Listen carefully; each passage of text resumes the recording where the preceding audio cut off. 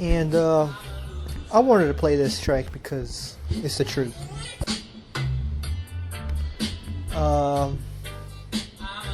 Peace and love to everybody listening. Peace and love to everybody who is a fan of mine. Man, I love y'all. My true fans. I don't want to talk to nobody, that don't like me. Because I'm going to ask you, why don't you like me? If you letting us know this, okay, alright, fine, that's fine. But don't, take your anger and shit and your frustrations, please, on me. And the reason I have this tone today is because, I've come to the conclusion that,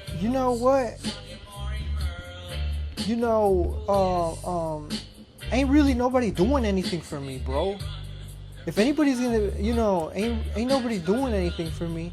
So, I gotta really, do things for myself. And I'm like, that's cool, And at the same time, people so carried away, but they don't realize that, I know, who I am and what I'm doing this for. And this is to bring awareness, because I can't change people.